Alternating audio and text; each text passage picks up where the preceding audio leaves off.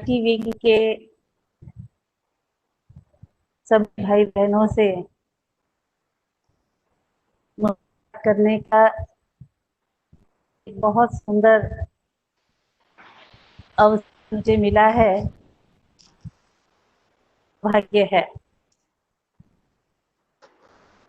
IT wing स्थापना थोड़े समय पहले ही हुई है, परंतु थोड़े से समय में इसकी सेवा का विस्तार पूरे विश्व में फैल गया। वर्तमान सिनेरियो में हमारी सेवाएं इसी टेक्नोलॉजी के माध्यम से चल रही है। हमारी रेगुलर एक्टिविटीज हैं सेंटर्स की, इसी टेक्नोलॉजी पर आधारित है। विश्व के अंदर भी सभी लोग घर में बैठे हुए केवल एक मोबाइल और कंप्यूटर के द्वारा सांस ले रहे हैं, उसी से एक दूसरे के साथ जुड़े हुए हैं, तो उसी के साथ कम्युनिकेशन हो रहा है, सारा कारोबार उसी से चल रहा है। हमारी इस IT विंग की निमित्त दीदी निर्मला, जिनको अव्यक्त बाप दादा हमेशा निर्मल आश्रम कहकर संबोधन करते हैं, उनके बहुत पावरफुल वाइब्रेशन के द्वारा इस IT विंग की सेवाओं को थोड़े से समय में इतनी तीव्र गति मिली है। और साथ में हमारे यशवंत भाई, गुप्ता भाई जैसे और भी अनेक भाई और बहनें, सामने मेरे को रमा बहन दिखाई पड़ रही है, तो एक एक का नाम लें तो पूरे IT विंग के अंदर बाबा ने बहुत सिलेक्टेड रतन रखे हैं, जिनके द्वारा इस विंग की सेवाएं बहुत सुचारू रूप से आगे बढ़ रही है। अतः सभी भाई बहनों को बहुत बहुत मुबारक है। आज मेरे को कहा गया है कि मैं अपने दादी दीदियों के साथ के अनुभव सुनाऊं। वास्तव में देखा जाए तो ये कार्य मेरे लिए बहुत मुश्किल है, और शायद पहली बार आपके रिक्वेस्ट पर मैं ये अनुभव मेरे इमर्ज कर रही हूँ। नहीं तो हमेशा मर्ज करके इसका अंदर ही अंदर मैं सुख लेती रहती हूँ। तो हमारा मतलब कि हमारे लौकिक परिवार का ज्ञान में आना हुआ 1967 में, और सबसे पहले हमारे लौकिक पिता ने 7 डेज का कोर्स किया कलकत्ता में। और उन दिनों में ये एक सिस्टम हुआ करता था कि 7 डेज कोर्स करने के बाद टीचर कहती थी कि ब्रह्मा बाबा को मधुबन में पत्र लिखो। बाबा का परिचय तो मिलता ही था, तो हमारे फादर ने भी बाबा को पत्र लिखा, और उनको आत्मा का ज्ञान इतना पसंद आ गया था कि बार बार पत्र की हर लाइन में मैं आत्मा करके पत्र लिखते थे, और बाबा को पूरे परिवार का परिचय दिया और कहा कि बाबा, हमको मधुबन में आपसे मिलने आने की इच्छा है। तो बाबा के लाल अक्षर का पत्र मिला, और बाबा ने कहा कि बच्चे, अपने सब पुंगरे पुंगरियों को लेकर के मधुबन आओ, बाबा इंतजार कर रहा है। उस समय हम लौकिक में 4 भाई बहन और मदर फादर, तो इसलिए और सभी छोटे छोटे थे। मेरी आयु उस समय 6 वर्ष की थी और सबसे छोटी सिस्टर की आयु 6 महीने की थी। तो समझ सकते हैं, पुंगरे पुंगरियां वो बिल्ली के बच्चों को कहते हैं ना, बाबा ने कहा सब पुंगरे पुंगरियों को लेकर आ जाओ। तो इस प्रकार बाबा के पत्र के बाद हम सभी का मधुबन जाना हुआ और फर्स्ट टाइम बाबा के पास 15 दिन तक हम रहे। कोर्स हमारे फादर ने किया था, हम सब ने नहीं किया था, मदर ने भी नहीं किया था, पर बाबा जानी जाननहार, बाबा ने के पास पहुंचे, बाबा ने सबसे मुलाकात की, सबको गोद में बिठाया, सबको वरदान दिए, सबसे मिले और हमारी मदर को कहा, उनको थोड़ा बाबा के लिए, उनको भोजन बनाना बहुत अच्छा आता था, तो उनको भोजन बनाने की ड्यूटी बाबा ने दी। तो वो बाबा के लिए खाना बनाती थी, बाबा को खिलाती थी, खाती थी। और वो 15 दिन जो बाबा के साथ मधुबन में रहना हुआ, तो बाबा ने बहुत सुंदर पालना दी, बहुत अपनेपन की फीलिंग कराई, पूरा घर बाबा ने दिखाया, बाबा ने कैरम खेला। तो इस तरह से बाबा ने बहुत एकदम दिल के अंदर वो निस्वार्थ स्नेह क्या है, परिवार क्या है, उसकी भासना से एकदम अंदर तक भर दिया। और उसके बाद तो एक बार शायद और बाबा से मिलने का चांस मिला होगा। फिर हम परिवार कलकत्ता से बीकानेर शिफ्ट हो गए और हमारे फादर ने बीकानेर में सेंटर खोलने का निमंत्रण भी बाबा को दिया। और समय तो गुजरता गया और 18 जनवरी 1969 को बाबा भी अव्यक्त हुए। और हम सब जानते हैं कि बाबा के अव्यक्त होने के बाद यज्ञ का कारोबार दादी प्रकाश मणि जी ने संभाला और उनकी सहयोगी बनी दीदी मनमोहिनी जी। वैसे तो दीदी को बाबा ने मम्मा के अव्यक्त होने के बाद ही, दीदी उस समय, दीदी मैं संबोधन कर रही हूँ दीदी ने मनमोहिनी जी को, दीदी उस समय दिल्ली कमला नगर सेंटर में रहते थे। तो बाबा ने 1965 में दीदी को मधुबन में बुला लिया और तब से बाबा के साथ रहकर दीदी ने यज्ञ के इंटरनल सारी कारोबार को संभाला, यज्ञ वासियों को संभाला। और बाबा के अव्यक्त होने के बाद दादी के साथ मिल करके यज्ञ की पूरी जिम्मेवारियों को बखूब निभाया। दादी और दीदी दोनों की जोड़ी ऐसी थी जिसके लिए प्रसिद्ध था, दो शरीर एक आत्मा।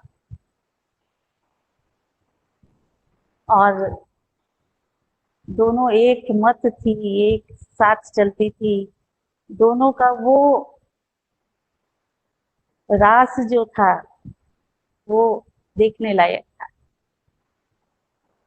हमको भी कभी कभी बड़ा आश्चर्य लगता था, क्योंकि मान लो दीदी से मिल करके हम निकले, दीदी ने कोई बात हमको कही और कोई राय दी, कोई बात कही, तो दीदी से मिलने के बाद यदि हम उसी समय दादी के कमरे में गए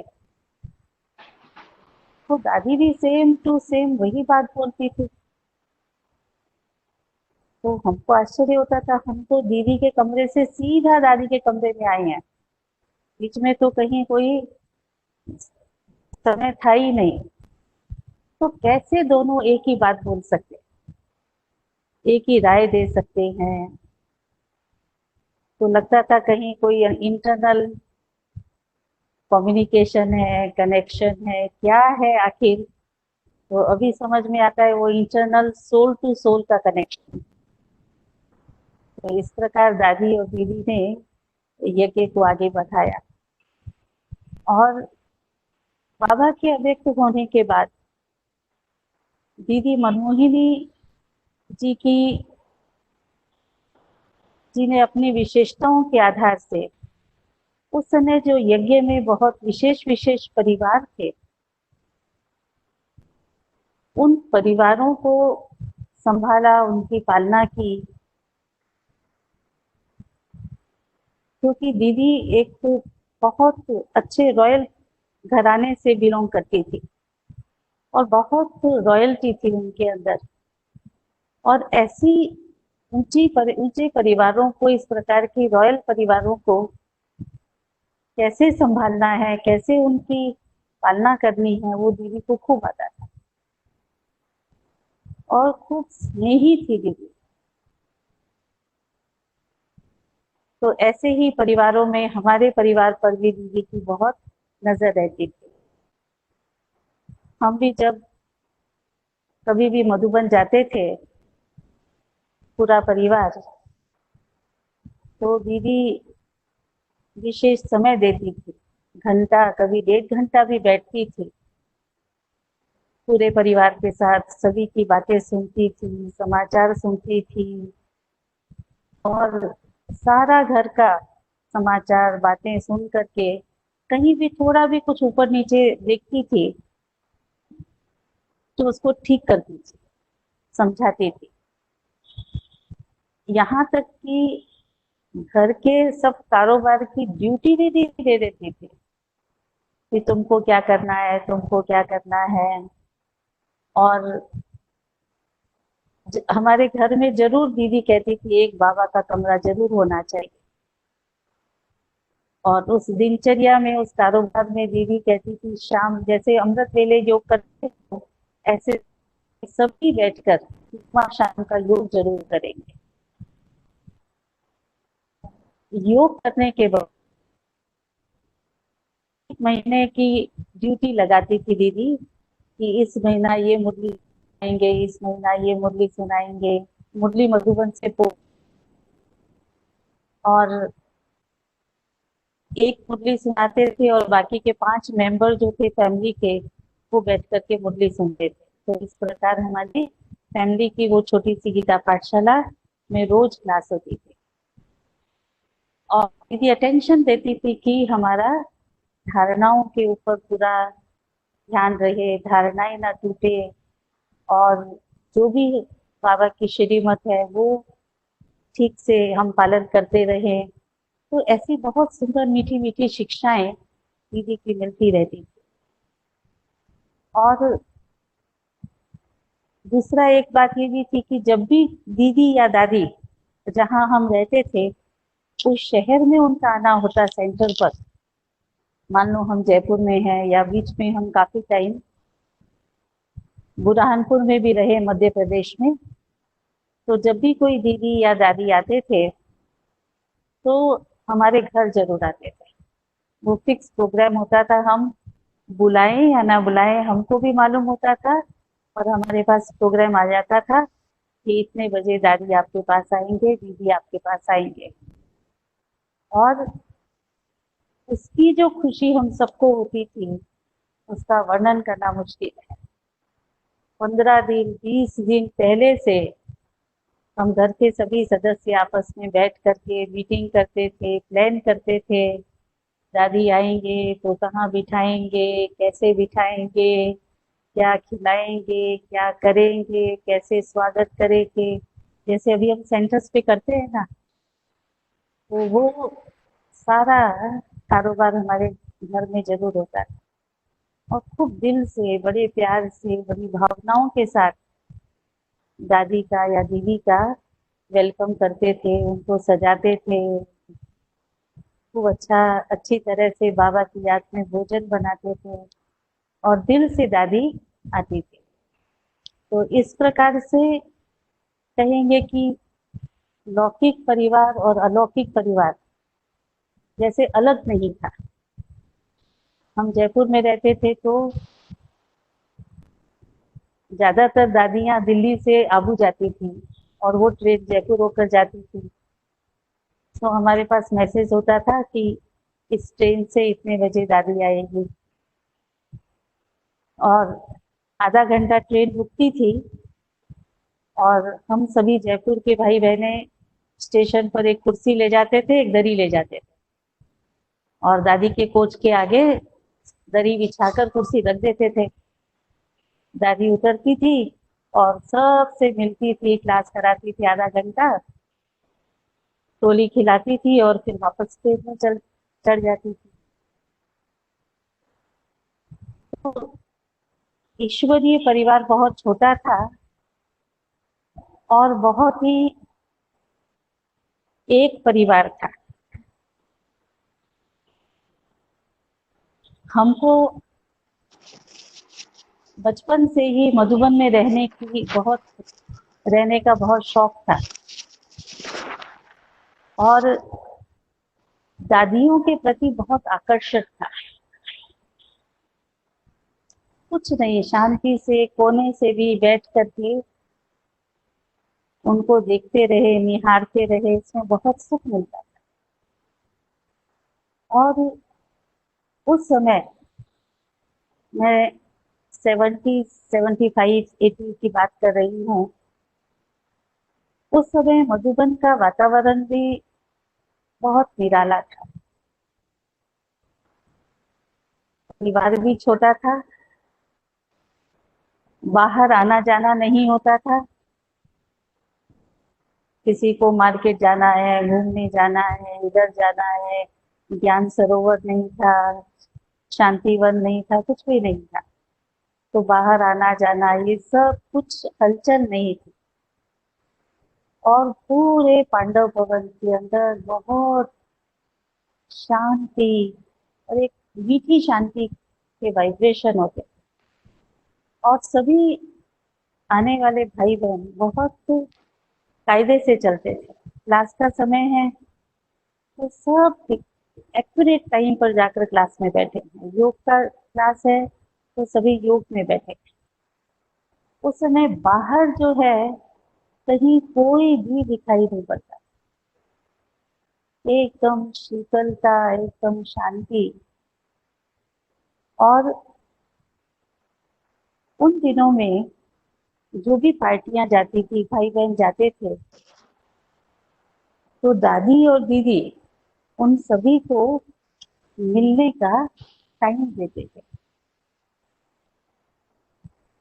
एक एक से मिलते थे और उनका परिचय लेते थे, उनके बारे में जानते थे, उनको गाइड करते थे।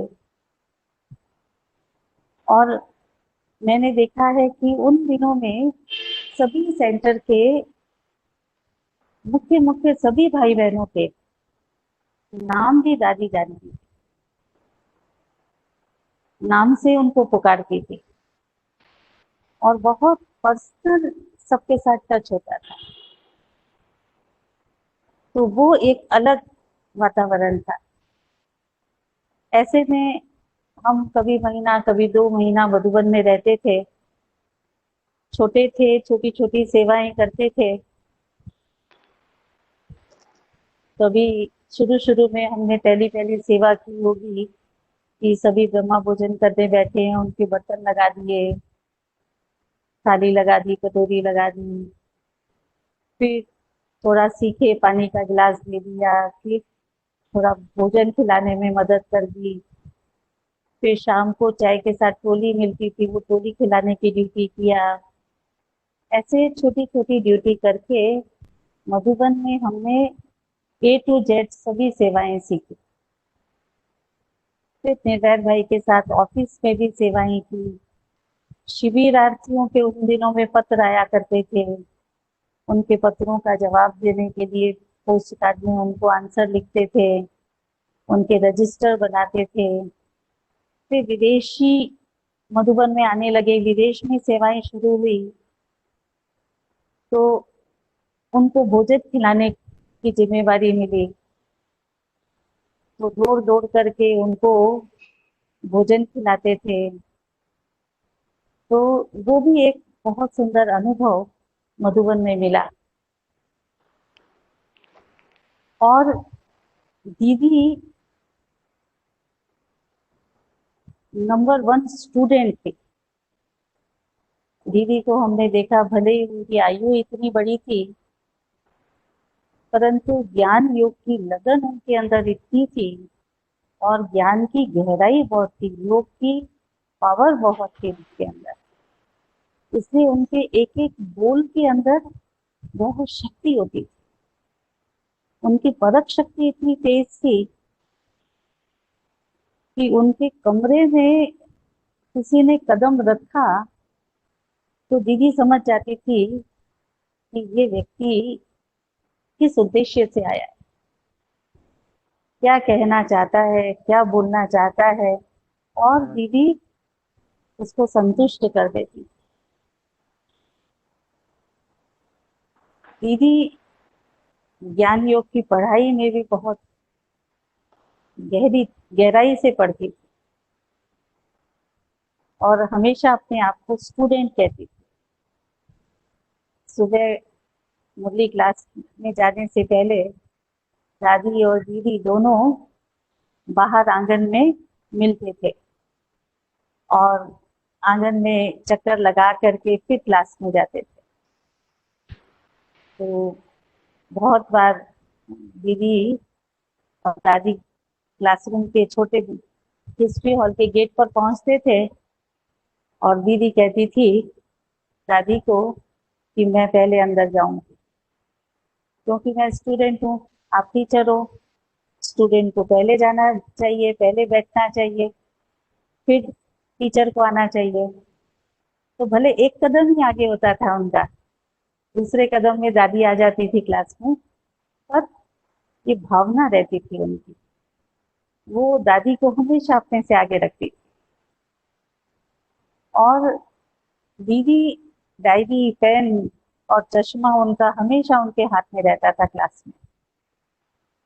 और मुरली जब सुनती थी तो पूरी मुरली को दीदी प्रश्न उत्तर के फॉर्म में लिखती थी और प्रश्न उनके ऐसे होते थे कि जिसका उत्तर कोई बता नहीं सके। और फिर उन प्रश्न उत्तर के ज्ञान का बैडमिंटन खेलती थी सबके साथ। हमको भी बहुत बार 11 बजे बुलाती थी कि आना, आज की मुरली रिवाइज करेंगे। तो हम जाते थे तो दीदी उस दिन की ही मुरली का प्रश्न पूछती थी और हम इतना पहले से हमको पता तो होता ही था, तो मुरली ध्यान से सुनते थे और जो पॉइंट्स लिखी होती थी उसको रिवीजन करके भी जाते थे कि कहीं फेल नहीं हो जाए। फिर भी दीदी का प्रश्न ऐसा होता था, उसका सरल सा उत्तर भी हमको आता नहीं था और हम फेल हो जाते थे। तो ऐसे ज्ञान की चिट चैट करना, ज्ञान का मनन करना, वो दीदी बहुत रमणीकता से सबको सिखाते थे। तो कभी हमको कहती थी कि अच्छा, आज तुम सारा दिन सोचना कि कोई डॉक्टर तुमको मिलेगा तो तुम ज्ञान की कौन सी पॉइंट सुनाओगे, लिखना। फिर कभी कहती थी अच्छा ठीक है, कोई बिजनेसमैन को तुम क्या ज्ञान सुनाओगी। तो हमको ज्ञान का मनन करना सिखाती थी कि हम मुरलियों की पॉइंट्स निकाल निकाल करके सोच कर लिखें कि डॉक्टर के लिए बाबा ने क्या कहा है, बिजनेसमैन के लिए बाबा ने कौन सी पॉइंट सुनाई है। तो इस प्रकार से दीदी का पूरा लक्ष्य रहता था। तो बचपन से दीदी ने हमारे अंदर वो संस्कार कूट कूट करके भर दिए, ज्ञान को भर दिया। इसलिए हमको कोई ऐसा समय ही नहीं मिला, कोई ऐसी बुद्धि नहीं मिली जो हम इस वातावरण को या इस ज्ञान को छोड़ करके दुनिया को हम देखें। आज तक हमने दुनिया को देखा नहीं, लौकिक परिवार में और कहीं हम इधर उधर गए ही नहीं, हमने सिनेमा देखा नहीं, होटल देखा नहीं। तो बुद्धि में केवल ज्ञान भरा और बहुत दीदी अटेंशन देती थी। एक बार दीदी ने मेरे को श्री जैन को बुलाया और शीलू बहन को कहा कि इसको ले जाओ। उन दिनों में शिविर चल रहे थे। हम जानते हैं कि उन दिनों में ज्ञान योग भवन, ज्ञान विज्ञान भवन जो बनाया था वो खास शिविर के लिए बनाया था। शिविरार्थी वहां आकर के रहते थे और उनके लिए शिविर चलते थे। तो शीलू बहन को कहा इसको ले जाओ और मुझे कहा कि जाओ तुम एकदम पांडव भवन आना नहीं 3 दिन, और जाओ जाकर के शिविर करो। तो 3 दिन मेरे को वहां रख करके मतलब ज्ञान की एबीसीडी को विधि पूर्वक सिखाने के लिए भेज दिया। फिर एक दिन की बात मुझे याद आ रही है कि दीदी बड़े प्यार से मेरे को, दीदी की बड़ी दृष्टि में बड़ा जादू था। पावरफुल तो थी पर बहुत जादूगर थी। तो मेरे को कहा कि देखो मैं सुबह से ऐसे बिजी रहती हूँ, 10 बजे तक पोस्ट लिखती हूँ। उन दिनों में 10 बजे तक दादी दीदी सभी के पत्रों का जवाब लिखते थे। 10 बजे पोस्ट चली जाती थी, फिर दादी दीदी पार्टियों से मिलते थे। तो बोला फिर मुझे पार्टियों से मिलना पड़ता है। और 10 बजे का जो क्लास होता है ना वो बहुत अच्छा होता है। कभी जगदीश भाई कराते हैं, गुजरा दादी कराती है, बहुत अच्छी अच्छी पॉइंट्स होती है उसके अंदर। मैंने कहा हाँ, क्योंकि मैं तो कभी उस क्लास में जाती नहीं थी। अमृत वेला योग किया और सुबह का मुरली क्लास किया और फिर बाकी सारा दिन खेल काल में या छोटी छोटी सेवाओं में, कभी कोई मिल गया तो पहाड़ को घूमने में, इसमें चला जाता था। तो कहा कि देखो इतनी अच्छी क्लास होती है, दीदी को भी दिल होता है कि जाऊं क्लास सुनूं, इतनी अच्छी अच्छी पॉइंट्स होती है। और तुम एक काम करो, तुम 10 बजे क्लास में जाओ और जाकर के सारी पॉइंट्स नोट कर लो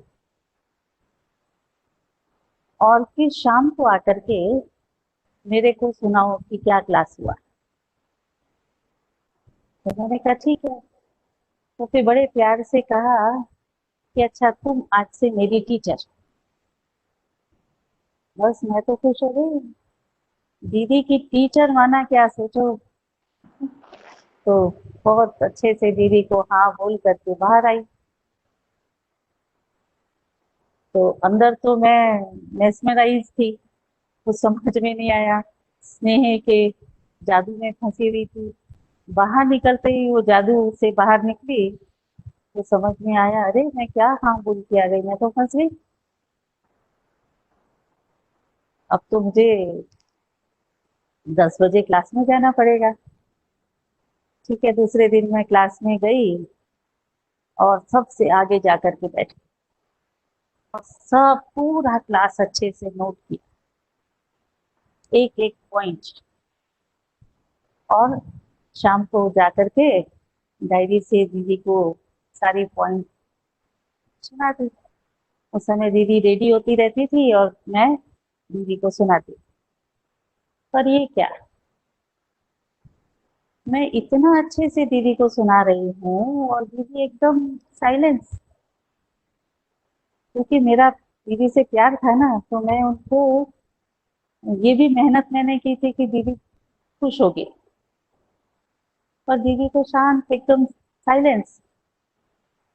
तो मैं देखने लगी। तो पता है क्या कहती है? कहती है बुद्धू हो क्या, तुमको याद नहीं रहता है? जो तुम पढ़ करके सुना रही हो। मैं समझ गई। फिर दूसरे दिन गई, सारी पॉइंट्स लिखी, फिर आकर के सारा दिन उन पॉइंट्स को याद किया, घोटा, फिर घोट घोट करके शाम को फिर गई और दीदी को सुनाई। 2 4 5 दिन के बाद में मेरे को थोड़ा थोड़ा अभ्यास होने लगा कि मैं क्लास करूं, पॉइंट्स को बुद्धि में धारण करूं, याद रखूं और फिर जाकर के दीदी को सुनाऊं। तो कैसी युक्ति थी दीदी की, अपना टीचर भी बना लिया और मेरे को ज्ञान से भर दिया कि मैं एक एक बात को सोचूं समझूं। तो इस प्रकार से दीदी ने मेरे में ज्ञान भर दिया।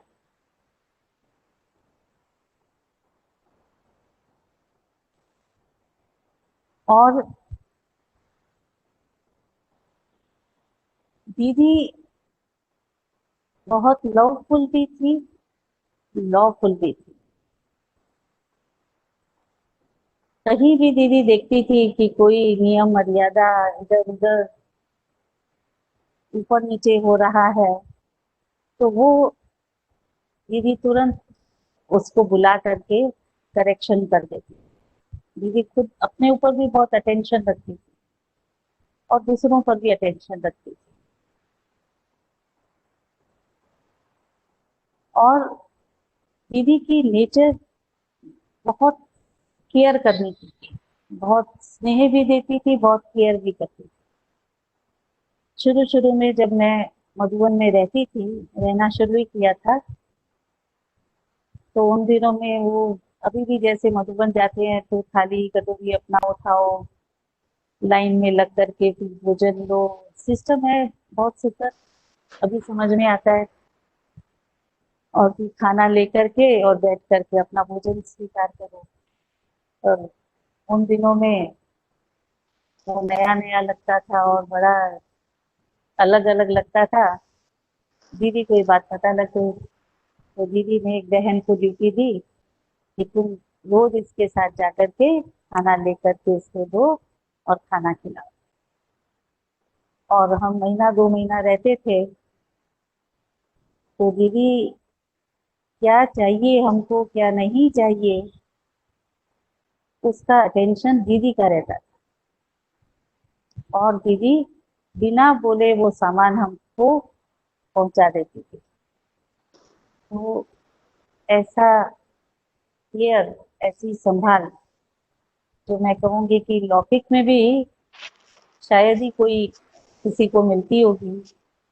इतनी केयर बाबा ने हमारी की। और बहुत सारी बातें बुद्धि में आ रही है, जैसे जैसे मैं सुना रही हूँ इमर्स होता जा रहा है। मैं मधुबन से जब अपने लौकिक घर में आती थी, तो दीदी को पत्र बहुत लिखा करती थी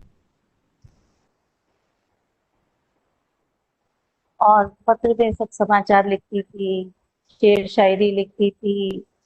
मतलब एक जैसे फ्रेंड को पत्र लिखते हैं, स्नेह का पत्र लिखते हैं, इस प्रकार से मैं दीदी को बहुत पत्र लिखा करती।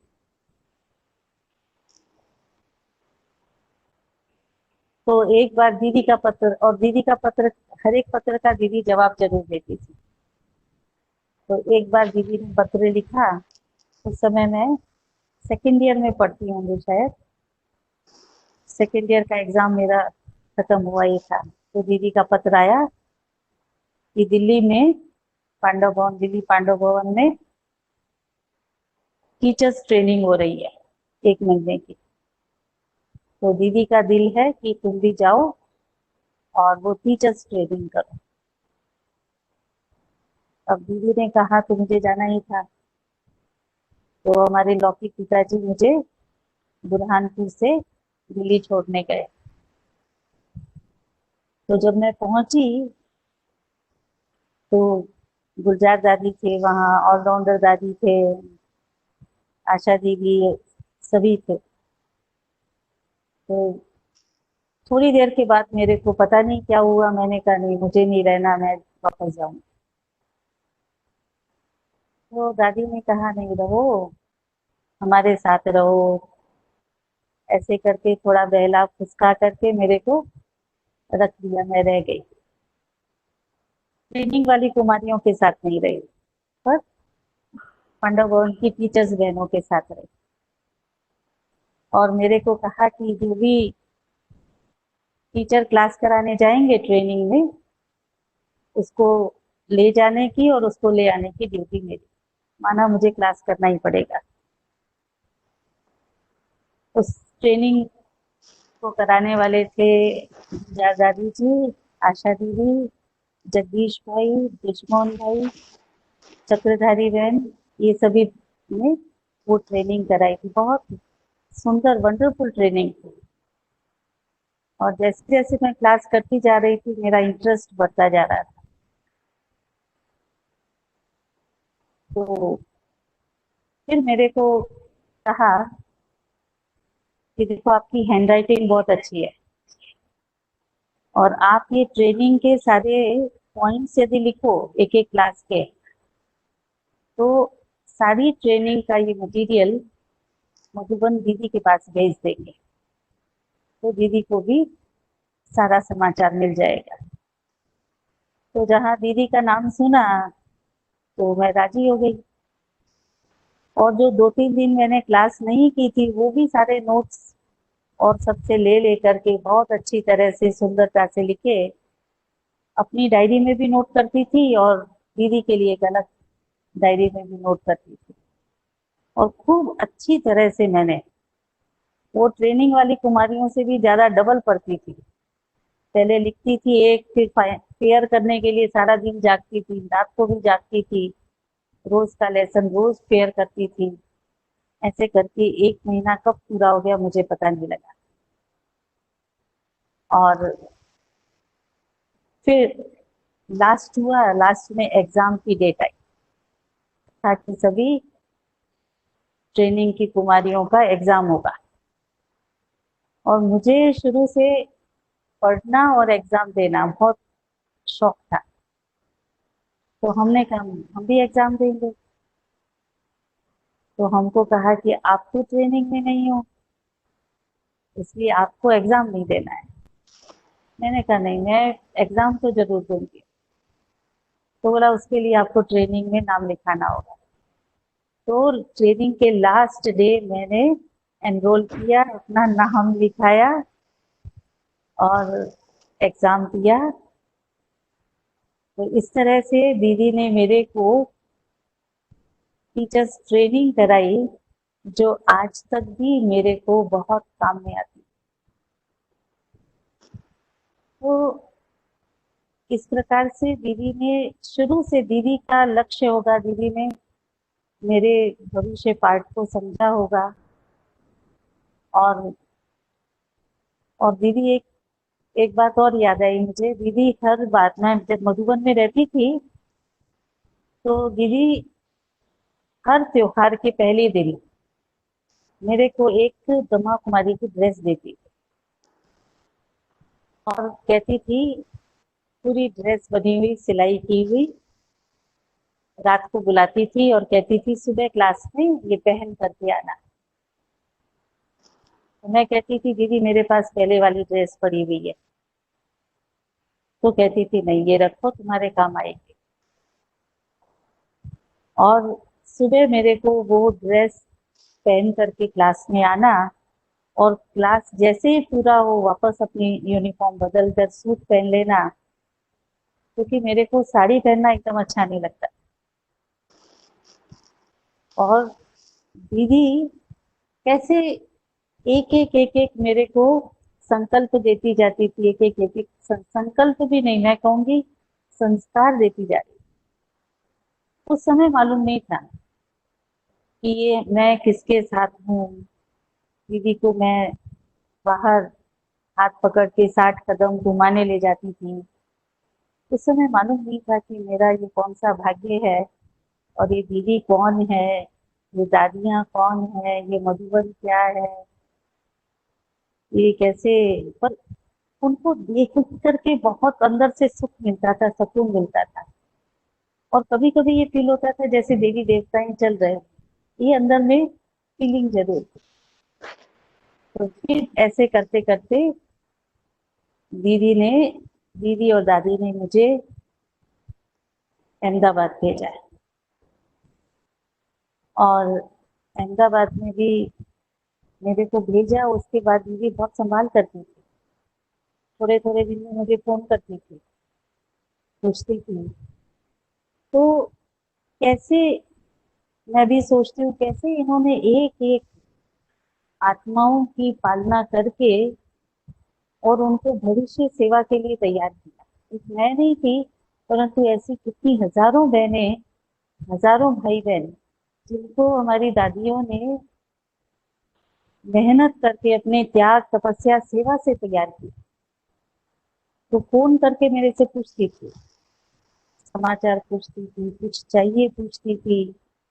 कभी उनका अहमदाबाद आना होता या बॉम्बे जाने के लिए अहमदाबाद आती, तो सबसे पहले मेरे से मिलती और पूछती, समाचार पूछती, हालचाल पूछती, मेरे को गोली देती, सौगात देती। तो ये सारी जो मैंने पालना ली है, एक दादी दीदी की नहीं, यज्ञ के सभी बड़ों की, सभी पूर्वजों की। मैंने अपने इस जीवन में केवल मम्मा को नहीं देखा और भाऊ को नहीं देखा, बाकी सभी से मिली हूँ, सभी की पालना ली है। और इन सब पालना का रिटर्न मैं शायद कभी चुका भी नहीं पाऊंगी। और दीदी लास्ट जो ऑपरेशन कराने के लिए बॉम्बे गई थी, तभी मैं मिली थी दीदी से। और दीदी के अव्यक्त होने के बाद 22 जुलाई का दिन आ रहा है, दीदी के अव्यक्त होने के बाद मेरे को सबसे ज्यादा बहुत दिन तक बहुत अकेलापन लगा, क्योंकि मेरी सखी कहो तो वही थी, साथी कहो तो वही थी। तो बहुत दिन मैंने वो अकेलापन फील किया। और कई समय के बाद मैंने दीदी को भोग में एक पत्र लिखा था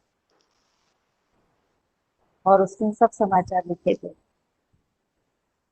तो दीदी का संदेशी के थ्रू जवाब आया कि ऐसे ही समाचारों का पत्र अब दादी को लिखती रहना, बहलाती रहना।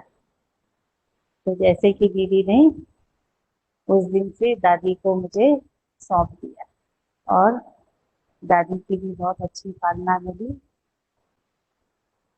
सभी दादियों की, सभी दीदियों की या हमारे भाइयों की पालना लेकर, मतलब कि बहुत ही मेहनत करवाई है सबसे।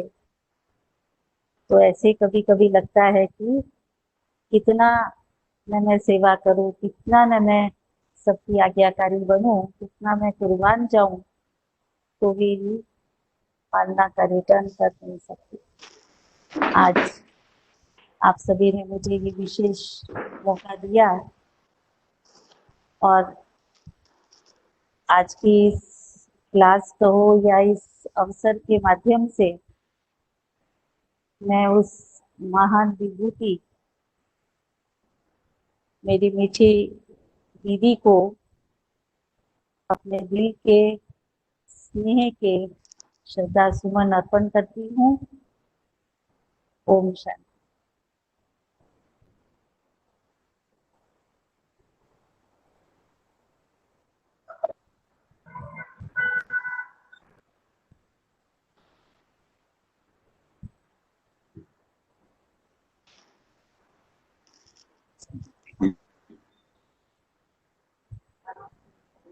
रमा दीदी, रमा बहन जी हैं।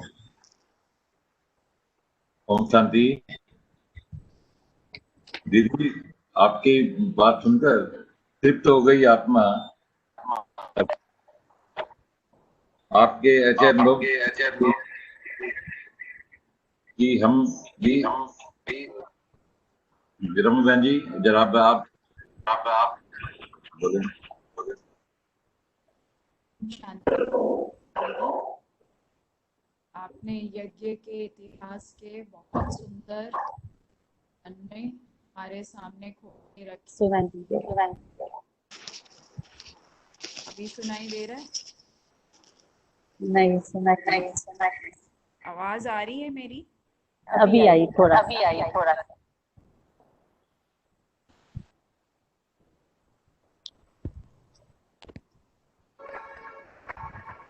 हम सबके सामने मधु दीदी ने यज्ञ के इतिहास के बहुत सुंदर पन्ने खोलकर रखे, और जैसे कि दीदी दादियों का पूरा साक्षात्कार करा दिया, क्योंकि हम बड़ों से तो सुनते ही हैं, लेकिन जो हमारी जनरेशन है, बाबा के बच्चे जो बाद में आए हैं ज्ञान में, उनको इतने बहुत क्लोज के जो अनुभव हैं ने सभी ने नहीं सुने हैं। तो आपके द्वारा, जैसे आप बचपन के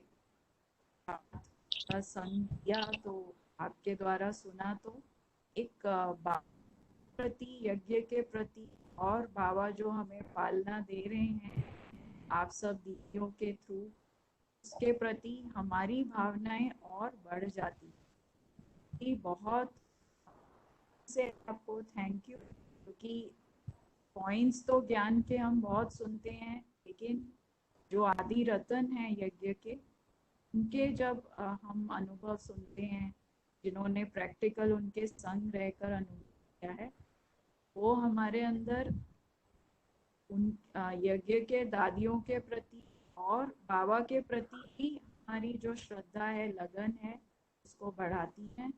आपने जो आज प्रेरणाएं दी और जो आपने शिक्षाएं दी, और जैसे बताया कि जिस तरह की पालना दी आप, उससे जो प्राप्तियां हुई, वो सब हमें लगता है कि जीवन में उनमें से कुछ भी थोड़े बहुत धारण करेंगे तो हम भी बहुत आगे बढ़ सकते। एक बार सब तरफ से, ITV तरफ से आपको बहुत बहुत दिल से शुक्रिया। इतना अच्छा हमारे सामने एक अनुभव युक्त क्लास हमारे कराई। Thank you so much. शांति,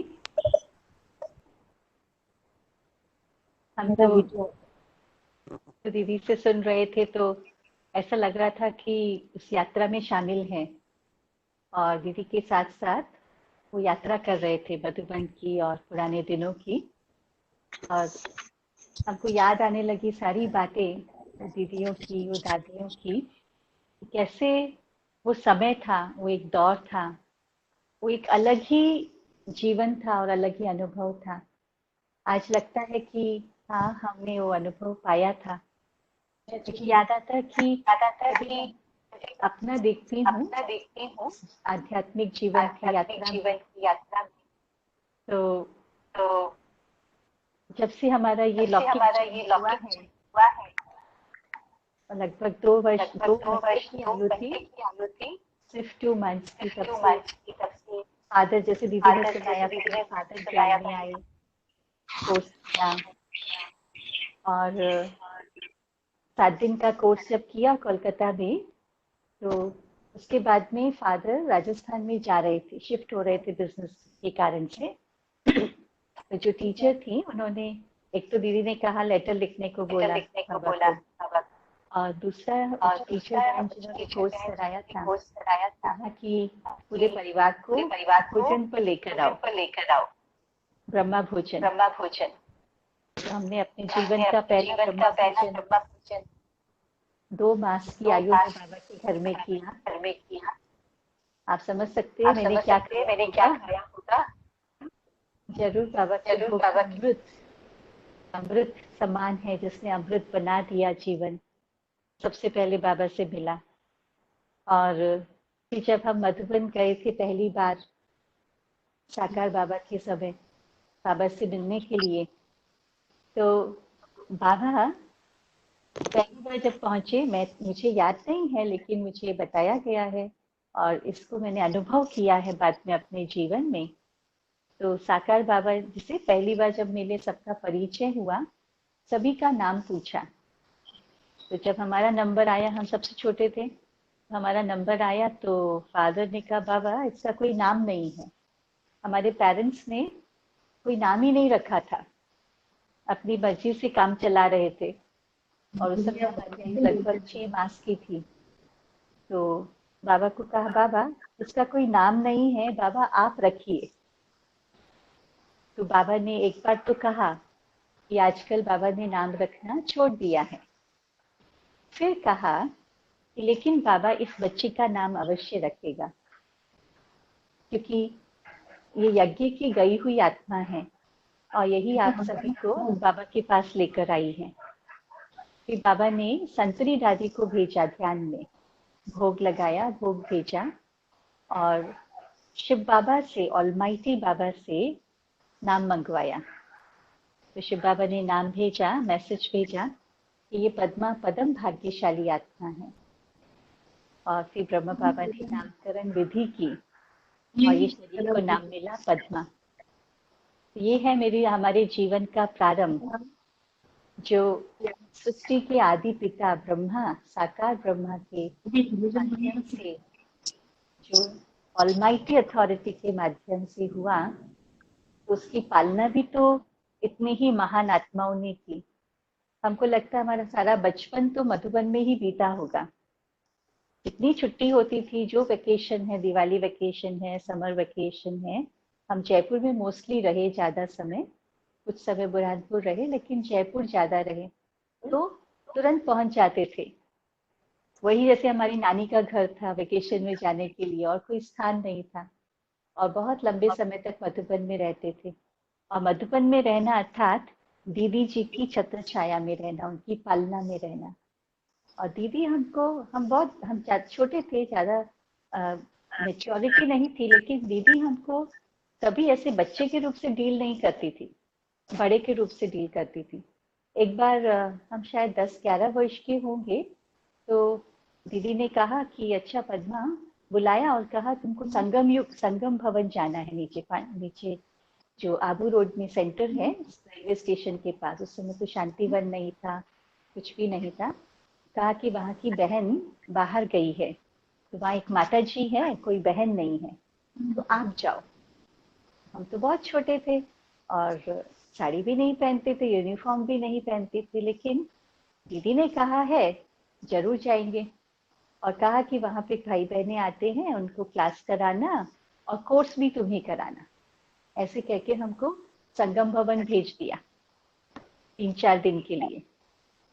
और हम भी चले गए, जाके रहे, और जो सुना था, जो ज्ञान सीखा था, ऐसे लगा वहीं से बाबा ट्रेनिंग दे रहा था। क्योंकि उससे पहले हमारी भी ड्यूटी रहती थी योग शिविर में शीलू के साथ, और हमारी ड्यूटी होती थी, मनोहर दादी और शीलू बहन दोनों योग शिविर संभालते थे। तो शीलू बहन का हाथ पकड़ के योग शिविर में जाते थे, और वहाँ हमारी ड्यूटी होती थी, एक तो लाइट के स्विचेस ऑन करने हैं, रेड लाइट करना है, व्हाइट लाइट करना है।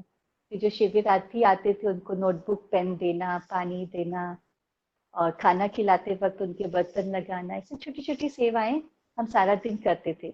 और साथ साथ वो शीलू बहन जो सुनाती थी, वो सुनते भी तो थे। तो उसी को सुन करके वो वहाँ पर कोर्स पहली बार कराने का मौका मिला। तो दीदी ने ही जैसे हमको वहाँ भेजा, और हमें अभी लगता है दीदी ने कितना विश्वास किया होगा। उस समय मधुबन में तो कितनी बहनें मौजूद होंगी, किसी को भी ना भेजकर हमको ढूंढा और कहा कि आप जाओ और वहाँ रहो। कितना विश्वास दीदी ने रखा। और दीदी जो थी वो बहुत बहलाती बहुत थी, और साथ साथ गिफ्ट बहुत देती थी। सौगात माना दीदी, दीदी ही सबको सौगात देती थी।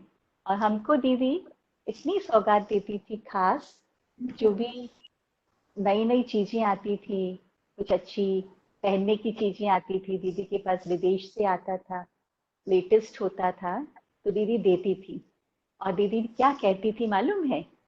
उस समय दीदी ने पूरा भर दिया। दीदी ने कहा, एक दिन कहा कि मैं तुमको ये देती हूँ, पहनो, इसको यूज करो, इतना यूज करो अभी, जो जब तुम सेंटर पर आ जाओ, समर्पित हो जाओ, तो मन में कभी किसी प्रकार का संकल्प भी ना आए।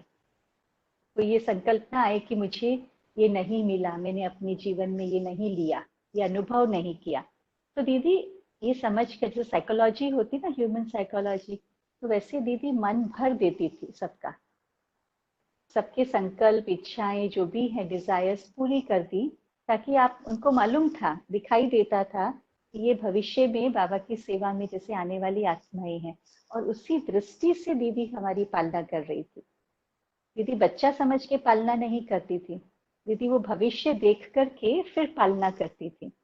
तो अभी लगता है कि हाँ, उन्होंने हमें कैसे बनाया, वो बड़ी बात थी।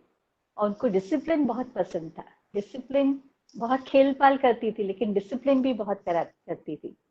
जैसे क्लास में जब हम बैठ जाते थे, रोज सुबह का नियम था, मुरली क्लास में जाने से पहले दादी जी को गुड मॉर्निंग करना है पहले, क्योंकि हम दादी के ऊपर वाले कमरे में रहते थे। और उसके हर वर्ष हमारा वही स्थान होता था, जब भी मधुबन जाए रहने का, दादी को गुड मॉर्निंग करना है, उसके बाद दीदी को गुड मॉर्निंग करना है।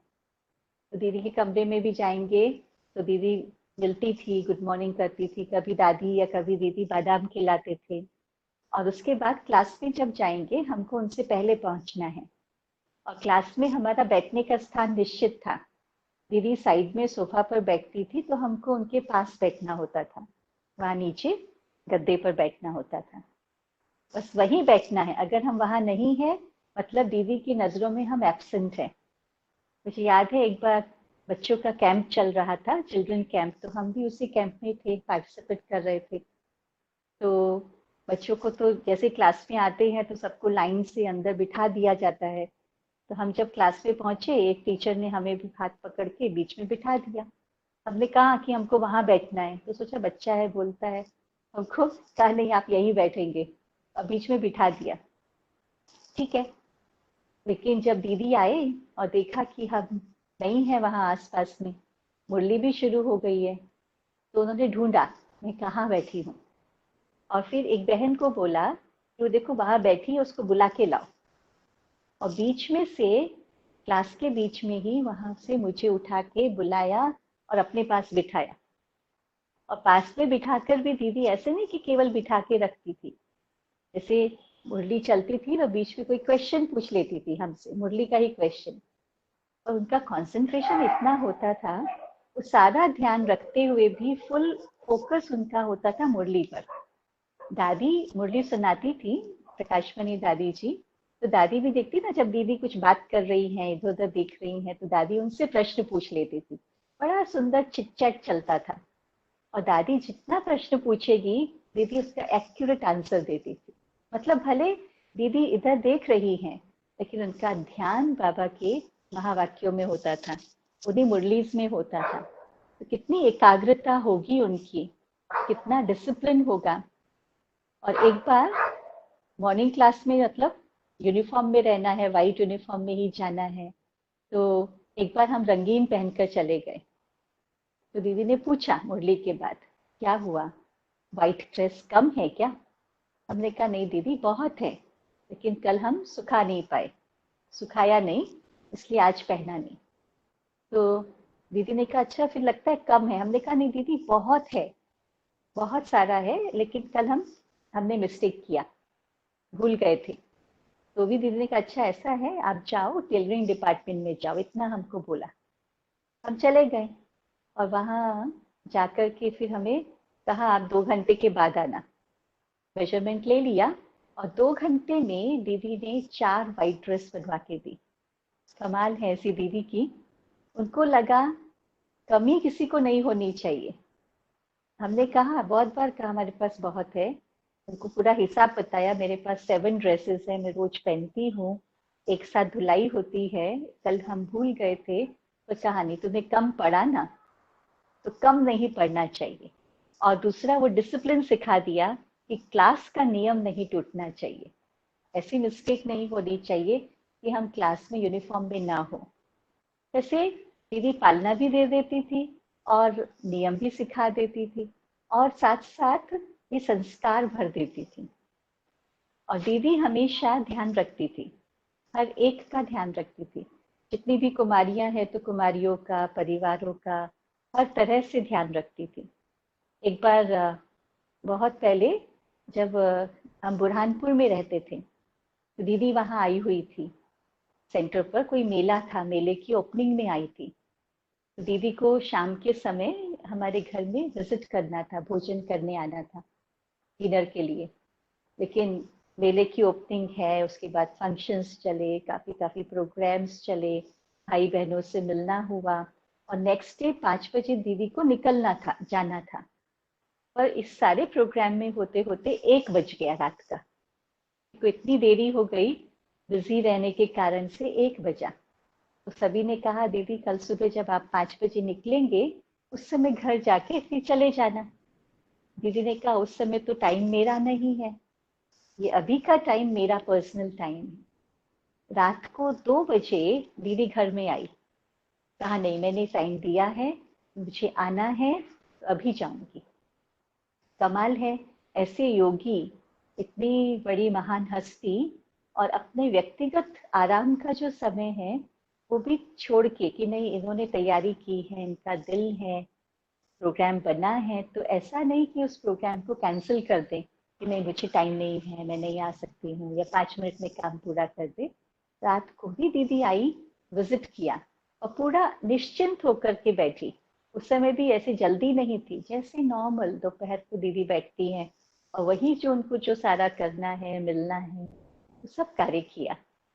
तो दीदी ऐसे हर चीज में अपने आप को एक्यूरेट रखती थी, जो कहा है वो कार्य करती थी। और दादी जी का बहुत सम्मान था। यदि कोई भी हम अच्छी सी गिफ्ट दीदी के लिए ले जाते थे तो दीदी कहती थी अच्छा ये तो बहुत सुंदर है, बहुत वैल्यूएबल है, बहुत अच्छी है, काम आएगी बाबा के घर में, ऐसे करो दादी को दे दो। और फिर जब दादी के पास जाते थे तो दादी कहती थी अच्छा, सेम वर्ड्स वैसे ही कहती थी, तो बहुत अच्छा है, ऐसे करो दीदी को दे दो। तो दादी और दीदी इतना एक दूसरे का सम्मान करते थे। तो बाबा ने जैसे यज्ञ की फाउंडेशन में जब दीदी रही मधुबन में, तो हमको इतना इतना पालना देकर के आज लगता है बहुत बहुत पाया। ऐसा नहीं लगता है कि हमने कुछ भी मिस किया, दीदी को जरूर मिस करते हैं, लेकिन फिर भी लगता है कि बहुत पाया। एक बार दीदी की अवृत्त होने के पहले टीचर्स ट्रेनिंग्स चल रही थी मधुबन में, जून मास में जो बारिश के दिन होते हैं, जून जुलाई में भट्टियां चलती हैं, ट्रेनिंग्स चलती हैं। हम स्कूल में ही पढ़ते थे, लेकिन हमने दीदी से पूछा दीदी टीचर्स ट्रेनिंग चल रही है, हम बैठें? कहा भले बैठो। तो उन्होंने परमिशन दी, तो हमको मिल गई परमिशन, चांस मिला टीचर्स ट्रेनिंग में बैठने का। मतलब वो मना नहीं करती थी कि नहीं अभी तो आप स्कूल में हैं, ये तो टीचर्स की ट्रेनिंग है, तो जब समर्पित होंगे उस समय मिलेगी, अभी नहीं बैठना है, ऐसे दीदी कभी भी नहीं कहती थी। और ये 4 कदम आगे रखती थी, हम जहाँ तक सोचते हैं या जहाँ तक हम हैं उससे वो 4 कदम आगे बढ़ा के रखती थी।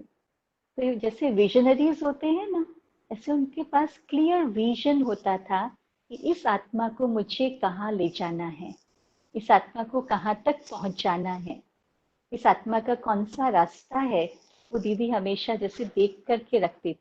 और उसी हिसाब से शरीर की उम्र ना देखते हुए वो रिस्पॉन्सिबिलिटी भी देती थी और वो चांस भी देती थी। आज मैं इतना ही शेयर करना चाहूंगी दीदी के बारे में कि कैसे दीदी ने एक एक चीज को सिखा करके और फिर हमें बनाया है। और इसलिए हमको लास्ट दिन का भी दृश्य याद आता है, 28 जुलाई 1983 का। और जब दीदी जी अव्यक्त हुई और मधुबन से समाचार आया, दादी का मैसेज आया कि जिसको आना है आ सकते हैं, तो पूरा यज्ञ जैसे उस समय वहां पर पहुंच गया था, पूरा यज्ञ। हमको याद है हम जयपुर से आए थे, तो ट्रेन में रिजर्वेशन का तो सवाल नहीं है, इमीडिएटली उस समय तो तत्काल सिस्टम भी नहीं होता था। स्टेशन पहुंचे, टिकट खरीदा और चढ़ गए। तो देखा जब ट्रेन आई, दिल्ली से आबू तक की जो ट्रेन होती थी उसी में जाते थे, देखा कि वो पूरे हर एक कंपार्टमेंट में व्हाइट ड्रेस वाले बाबा के बच्चे हैं। हम भी एक में चढ़ गए, अब चढ़े, जहां जगह मिली बैठ गए। तो टीसी ने कहा कि आज इनको कोई रोकेगा नहीं, ऐसे बात कर रहा था ये ब्रह्मा कुमारी, इसको आज रोकना नहीं, ये लोग सब जगह आएंगे, बैठेंगे और जाएंगे, इन्हें जाने देना। किसी भी नहीं रोक रहा था और ही जगह बनाकर बिठा रहा था कि आप यहाँ बैठ जाओ, आप यहाँ बैठ जाओ, थोड़ा थोड़ा एडजस्ट करके सब पैसेंजर्स के साथ में सबको आने दे रहा था। ये तो दीदी की शक्ति होगी। उन महान आत्मा के विदाई में हम जा रहे हैं, उन्हें श्रद्धांजलि देने जा रहे हैं, तो जरूर उस आत्मा की वाइब्रेशंस होंगे जो आने वालों को किसी को तकलीफ नहीं हुई, ट्रेन में भी तकलीफ नहीं हुई, किसी ने कुछ नहीं कहा और आराम से बिठा करके हम लोग सब पहुंच गए आगू में। और वहां पहुंचकर तो दीदी जी का आगे का अनुभव तो आप सभी ने सुना ही है कि कैसे दीदी को विदाई दी और उसके बाद बाप दादा ने कैसे सबको निश्चिंत किया एक ही महावाक्य से कि न भगवान का दोष है न भगवती का दोष है। ये सभी को एक शिकायत तो थी कि दीदी को बाबा ने क्यों बुलाया, लेकिन आज समझ में आता है, आज 37 इयर्स मैं समझती हूँ हो गए हैं, इतनी बड़ी हो गई होंगी दीदी, आज समझ में आता है कि किस विशेष महान कार्य के लिए बाबा ने दीदी को बुलाया। दीदी की जो लौकिक मदर थी उनको सब क्वीन मदर कहते थे और हमने उनके पास बहुत जाके बैठते थे, बच्चे थे लेकिन उनके पास जाकर के बैठते थे। दोपहर को वो बैठी होती थी धूप में, सर्दी के दिनों में, तो वहां जाकर बैठते थे, तो वो हमें ज्ञान की छोटी छोटी बातें सिखाती थी। एक बात उन्होंने सिखाई थी, झुक झुक मर मर सिक सिक। आज तक हम इसको याद करते हैं, 3 शब्द हैं, झुक झुक मर मर सिक सिक। झुको, अपने आप को मारो, अपने अभिमान को मारो और सीखो, लर्न। हम्बल बने, ईगो को खत्म करें, मेल्ट करें और सीखते जाएं। कितनी बड़ी शिक्षा और कितने खेल खेल में इसे दे दी थी। ऐसी थी हमारी दीदी जिनको आज हम खास सभी बहुत प्यार से याद कर रहे हैं। ऐसी दीदी को हमारा शत शत नमन है, हमारी बहुत स्नेहपूर्ण श्रद्धांजलि है और बहुत बहुत धन्यवाद है। ओम शांति। ओम शांति। आपने जो जो जो जो चीजें बताई हैं, लगता है जैसे हम भी वहीं पर थे, हमने हमारे साथ भी शायद ऐसा ही हुआ है। लेकिन बहुत अच्छा अनुभव आपका रहा और मधु दीदी ने बहुत अच्छा अनुभव सुनाया। बिल्कुल महसूस नहीं हो रहा कि भी ऐसे लग रहा है जैसे कि हम लेट नहीं आए, हम भी शायद तभी साथ थे आपके। जैसे दीदी ने बताया कि वो 6 साल के थे, तो हमें भी लगता है कि हम भी 6 साल के में ही ज्ञान में आ गए। बहुत अच्छा, बहुत बेहतरीन। मेरे रिक्वेस्ट करूंगा, हमारी सुनीता बहन है रिजवायर सेंटर से, वो भी अब जरा कमल मणि दादी जी के साथ रही हैं बहुत, तो वो भी कुछ अपने व्यक्त करें कि उनके अनुभव कैसे रहे दादी जी के साथ। कमल मणि दादी जी हमारे कृष्णनगर सेंटर पर थी, अब तो वो भी उन्होंने भी एडवांस पार्टी के साथ चली गई हैं। लेकिन अब मैं चाहूंगा कि अपनी ब्रिजवार की सुनीता बहन बचपन से रही हैं साथ में। ये बहुत अच्छा मौका है जब वो भी अपने कुछ हमें अनुभव शेयर कर सकती हैं। प्लीज।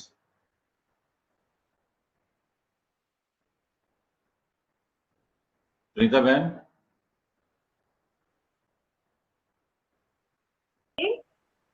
हम लोग 84 में ज्ञान में आए। दीदी को तो हमने नहीं देखा, लेकिन दादी प्रकाश मणि से तो मिले और पालने के लिए दादी को मिलने के तो फोटो नहीं रहे, क्योंकि कृष्णा नगर के सेंटर की पहली ब्रांच थी लक्ष्मी नगर, और लक्ष्मी नगर पहला सेंटर 1 साल ही हुआ था, तभी हमारा पूरा परिवार ज्ञान में आया। और दादी हमेशा इतने उससे लगता था दादी को कि पूरा परिवार ज्ञान में आया है, तो मैं इनके लिए क्या करूँ। तो दादी जब भी कृष्णा नगर से लक्ष्मी नगर आते थे तो हमारा एक लक्ष्य होता था कि दादी कैसे भी करके घर पर भी आए। तो कभी नवरात्रि जैसे कंजक लोग बुलाते हैं, तो इनसे बड़ी कंजक कौन हो, तो ऐसे हम दादी को किसी न किसी बहाने से घर पर के ले आते थे और दादी घर पर बाद में आकर के सभी को उसी प्रकार से पालना देते थे।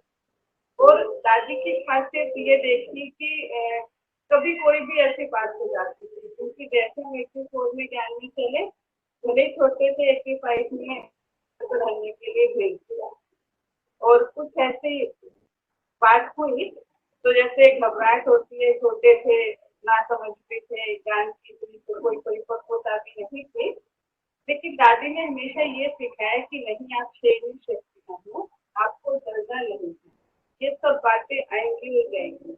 तो इतना हल्का, किसी की बात में दादी भारी ना होती थी ना चलती थी, तो एकदम हल्का कि नहीं, भारी नहीं होना, ये सब चीजें होती हैं, होती रहेगी, आप चलते रहो। तो हमें ज्ञान में ला करके और समर्पित करने वाली थी वो हमारी कुमलमणि दादी थी। अगर कुमलमणि दादी नहीं होती तो शायद आज हम भी इस जगह पर नहीं होते।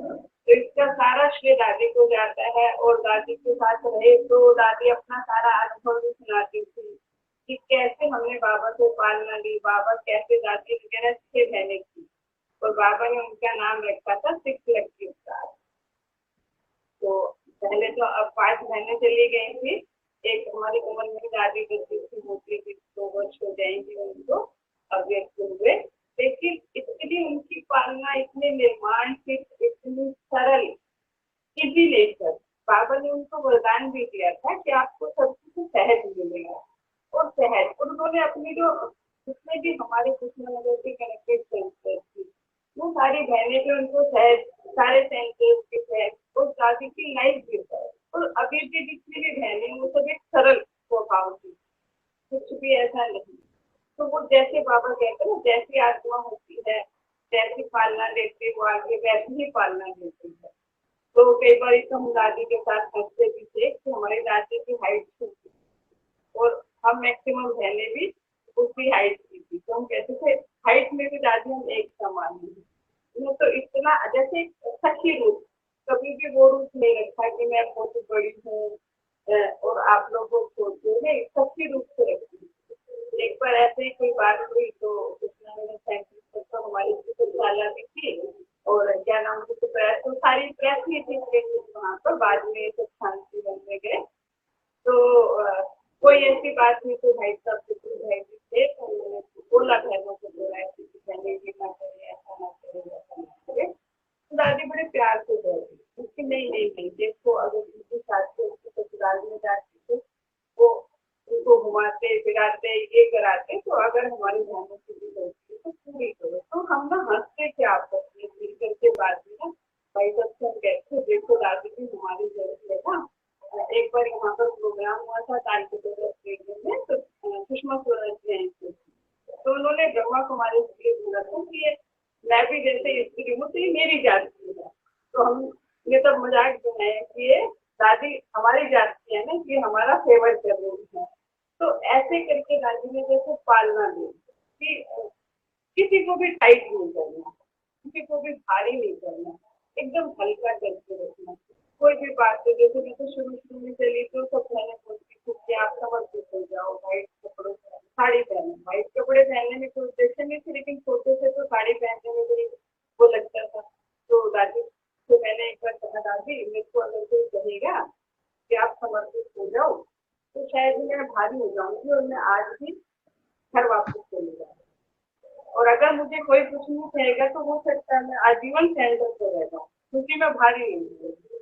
तो दादी ने मुझे कहा कोई बात नहीं, जैसे आपको अच्छा लगता है, और ऐसे अच्छा कर लगता करके अपने पास सेंटर पर रखा और समर्पित भी करा लिया। तो जैसे स्टूडेंट लाइफ थी, कॉलेज वगैरह में पढ़ते थे, किसी खास तो दादी हमेशा बोलती थी कि नहीं नहीं, देखो तुमने मेरी पत गंवा दी, साड़ी नहीं पहनी ना, तुमने मेरी पत गंवा दी।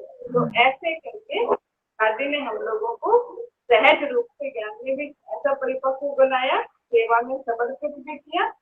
तो हम दादी का किस प्रकार से शुक्रिया करें, उसके लिए कोई शब्द नहीं।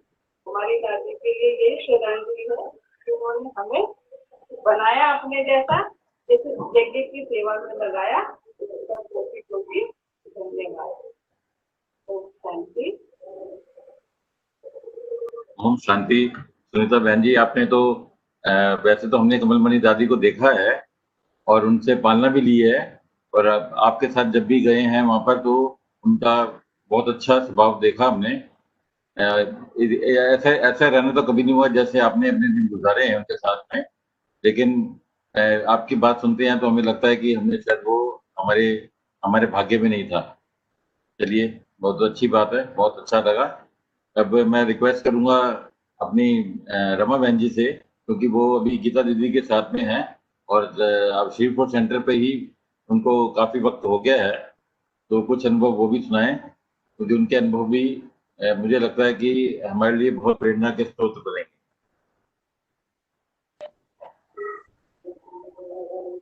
शांति।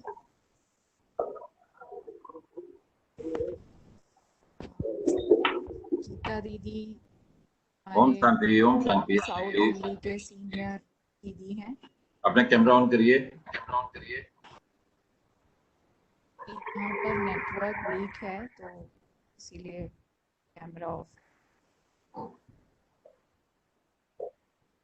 गीता दीदी भी ज्ञान में आए। आप सबको पता होगा कि वो वैसे तो अ, लौकिक में गृहस्थ में गोपाल दादा उनके युगल वो भी ज्ञान में थे, और उनकी एक बेटी शांति बहन जी वो भी 6 साल की थी जब ये लोग ज्ञान में आए।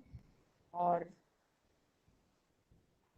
इन सब के परिवार में 30 जैसे मेंबर्स हैं जो यज्ञ में काफी पुराने समर्पित हुए, और काफी लोगों को हम सब जानते भी हैं। न्यूयॉर्क की मिनी दीदी हैं, मॉरिशस में चंद्रा दीदी थी, यहाँ दिल्ली मालवीय नगर में सुंदरी बहन जी, लक्ष्मण भाई जी जिन्होंने लास्ट ईयर शरीर छोड़ा, ऐसे चेन्नई में जो बीना बहन जी हैं, ये सब गीता दीदी, मिनी दीदी, इन सब के लौकिक परिवार में ये सब आपस में रिलेटेड हैं।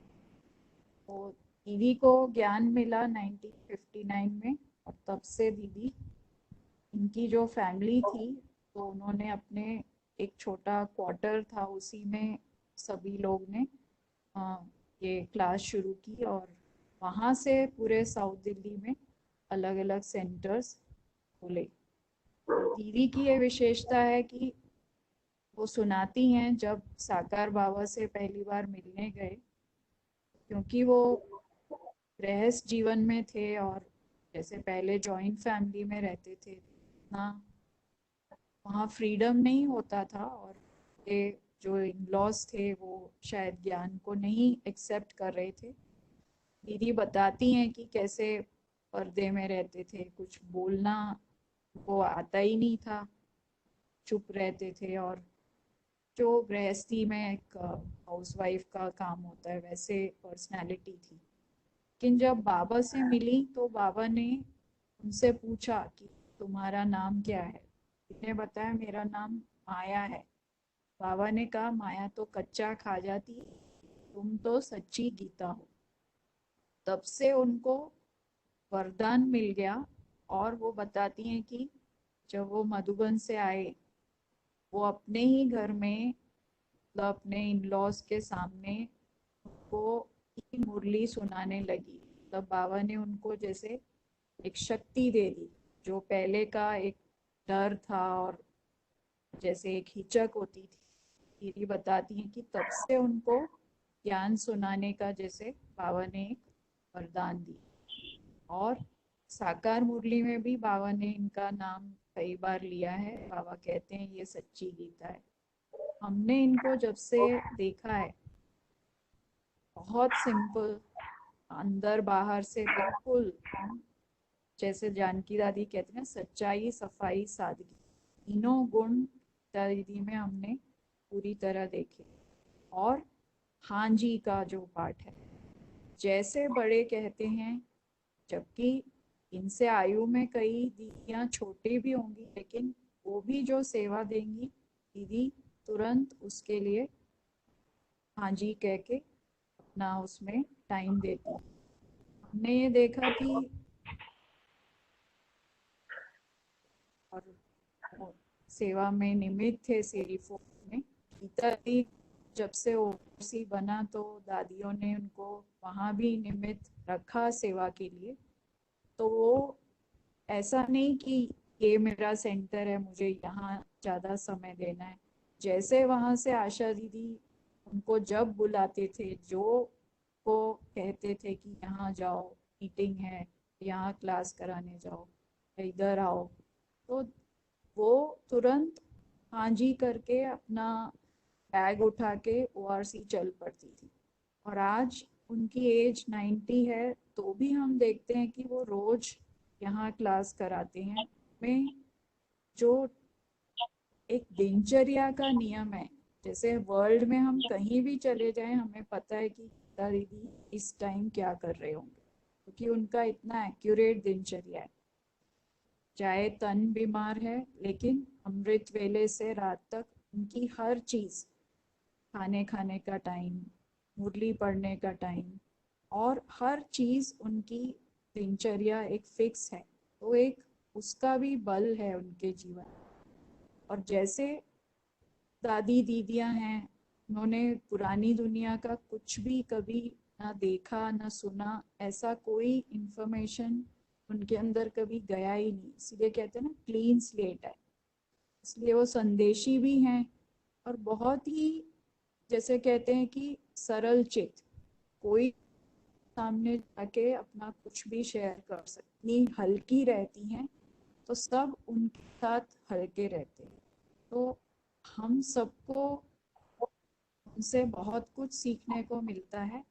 और उनके जीवन में बहुत सारे पेपर आए लेकिन नष्टो मोहा का भी वो एक एग्जाम्पल है।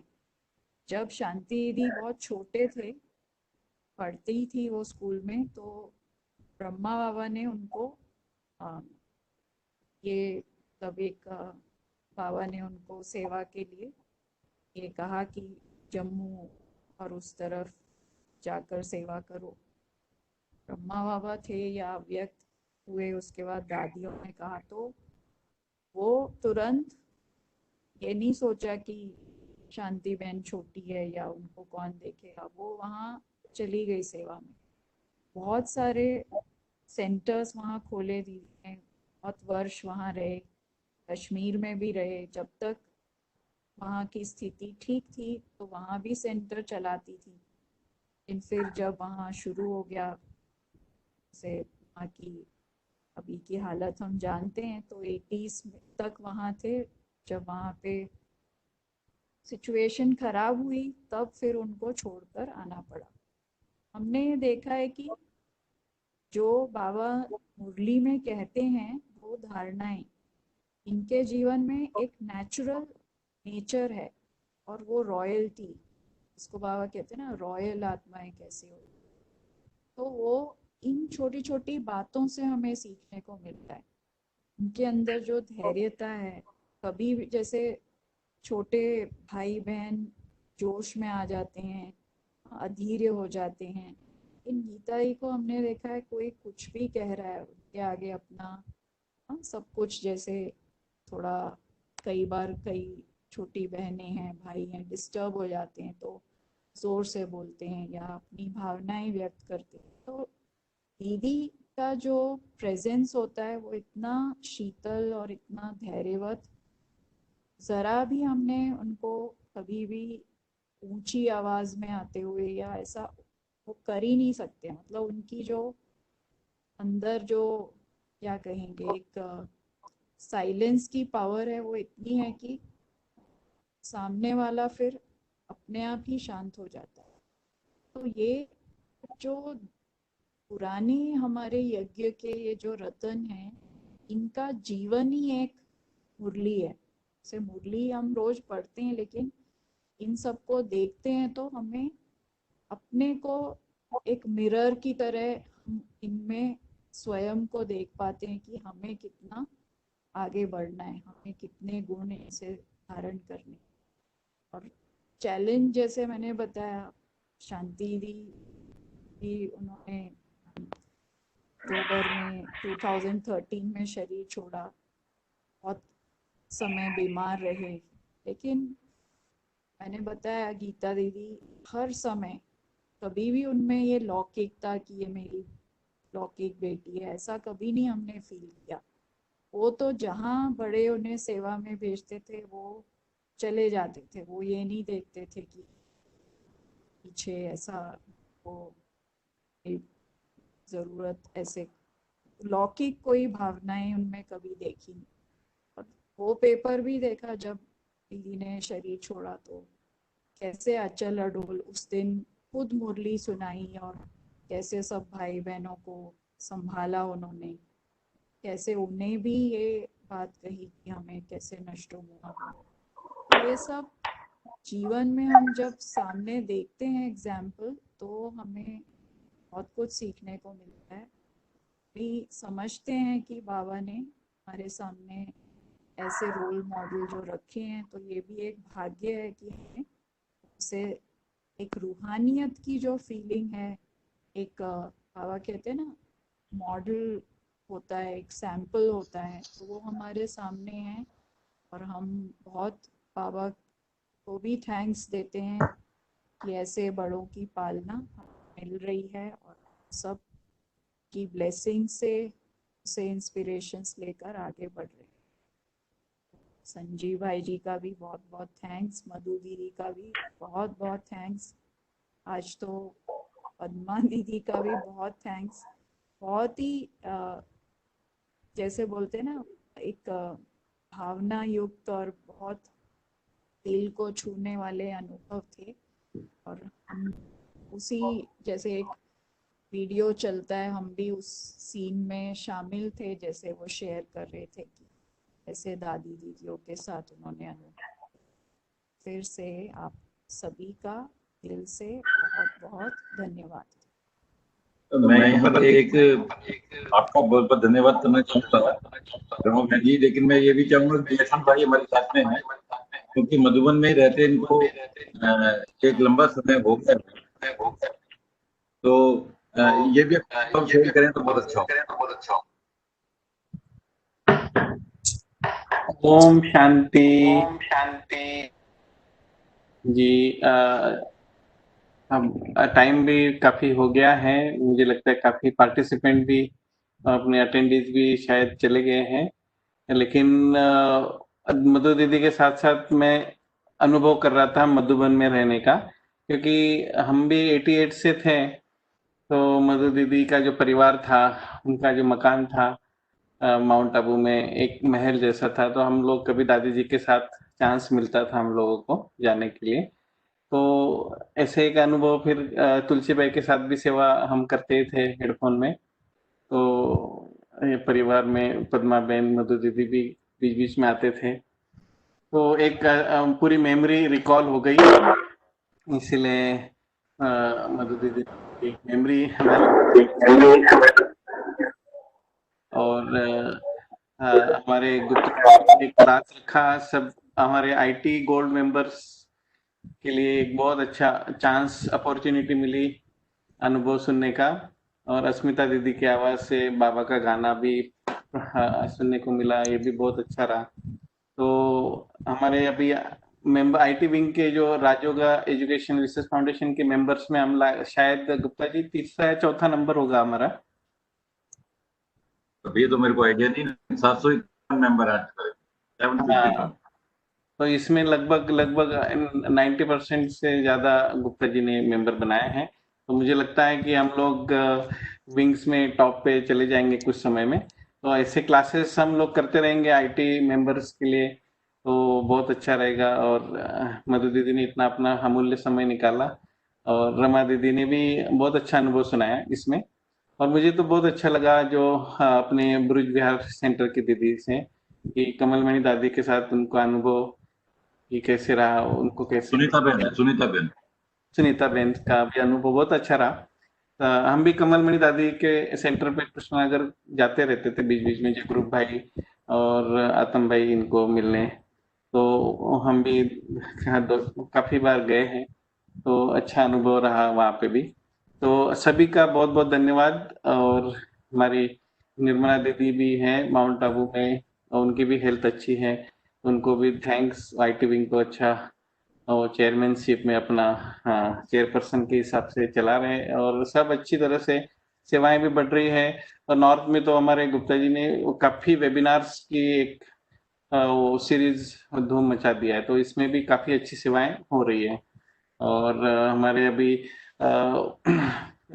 जो डिजिटल वेलनेस का भी साउथ में अच्छा एक इनिशिएट हुआ है, तो सभी अपने अपने हिसाब से अच्छी सेवाएं कर रहे हैं और सब बाबा उनको टचिंग करके अच्छा कार्य करा रहे हैं। तो सभी का बहुत बहुत धन्यवाद। Thank you. ओम शांति। और यशवंत भाई का भी बहुत बहुत धन्यवाद। हम तो मधुबन में रहकर इधर आ गए, आप तो अभी भी मधुबन दादियों की बाप दादा की छत्र छाया में बैठे हो और खूब पालना ले रहे हो और खूब पालना आगे दे भी रहे हो। जी दीदी। Thank you. आपका, गुप्ता जी का, रमाबेन का, सभी का थैंक्स। हमें चांस देने के लिए भी थैंक्स। Thank you. ओम थैंक यू दीदी। ओम शांति। अस्मिता बहन है क्या अभी? अस्मिता बहन है क्या? जी है। थोड़ा एक गीत से समाप्ति करें। हाँ अस्मिता जरूर। बेन सुन रही है। तो नहीं, अच्छा, अब अभी नाम नहीं आ रहा उनका। अस्मिता बेन आपको याद कर रहे हैं? नॉर्थ के नाम से थी अस्मिता में। नॉर्थ में नहीं है, नहीं है।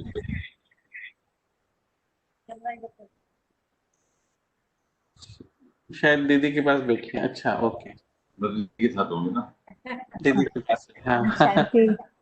ओम शांति। आज तो हम दीदी दादियों के साथ जैसे कि उन दिनों में पहुंचे हुए हैं और खास मनमोहिनी दीदी जी का दिन, इस उपलक्ष्य में इन यादों का हम सुंदर सुहाना सफर कर रहे हैं। तो जब दादियां और गीत मिला दो तो मुझे याद आता है एक गीत जो चंद्रमणि दादी जी ने हमको सिखाया था। अरे वाह। तो वो मैं आपको सुनाना चाहूंगी। 2 ही लाइन आता है मुझे, लेकिन तो चंद्रमणि दादी जी से विशेष पालना प्राप्त की है जब चंडीगढ़ में हमारा परिवार ज्ञान में आया था। मनमोहिनी दीदी से तो मिलना हुआ था और हमारे लौकिक घर में भी दीदी जी आई थी और इसी प्रकार से जैसे क्योंकि गीता पाठशाला चलती थी तो हमने काफी स्वागत की तैयारी कर रखी थी और कई घंटे हम लोग हाथों में गुलदस्ता लिए गेट के पास खड़े रहे, पर दीदी जी को आने में काफी देरी हो गई थी, लेकिन आई दीदी। तो उसकी मुझे स्मृति आती है और ये भी स्मृति आती है एक बार दीदी जी से मिले थे तो उन्होंने मुझे बहुत सुंदर इम्पोर्टेड ड्रेस दी थी सौगात। तो ऐसी स्थूल लेकिन बहुत सूक्ष्म शक्तियों भरी पालना, जब जब वो ड्रेस मैं पहनती थी तब तब मुझे बाबा याद आती। तो ये चंद्रमणि दादी जी का सिखाया हुआ गीत जो कई बार वो हंस हंस के हमें सुनाती थी।